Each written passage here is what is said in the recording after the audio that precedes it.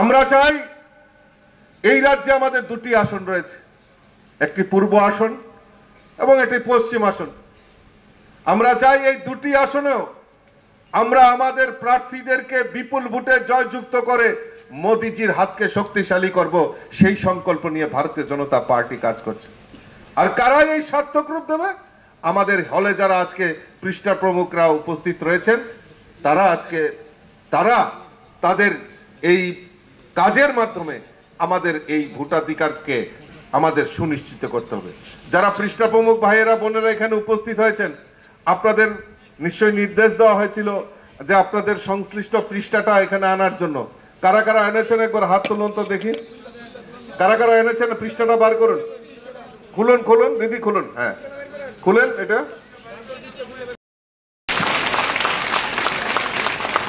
বলে ভারত মাতা কি, ভারত মাতা কি, ভারত মাতা কি। আলোচনা করেছেন। আপনারা সবাই জানেন যে আমাদের এখানে দুটো আসন সংখ্যা আছে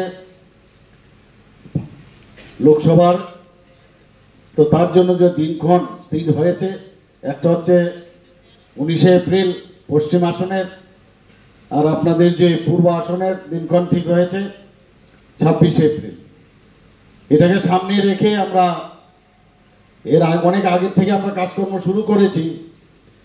ইলেকশন কমিশন অফ ইন্ডিয়ার ঘোষণার আগে আমরা কাজকর্ম শুরু করেছি। ভারতীয় জনতা পার্টির সমস্ত সৈনিক যারা আছেন তারা কিন্তু 365 দিন এই কাজ করেন। আমরা সবাই কিন্তু সবসময় কাজ করি। মেরে মাটি মেরা দেশ, মেরা মাটি মেরা দেশ। আপনারা এখানে যারা আছেন সবাই নিশ্চয়ই পঞ্চায়েত স্তর থেকে আরম্ভ করে সব জায়গার এই মাটি, আমাদের বিভিন্ন যেসব নগর পঞ্চায়েত বা মিউনিসিপ্যালিটি, আগরতলা মিউনিসিপ্যাল কর্পোরেশন, সব জায়গার থেকে, ডিসি থেকে, সব জায়গা থেকে এই মাটি নিয়ে আমরা দিল্লিতে কর্তব্য পথে নিয়ে গেছি।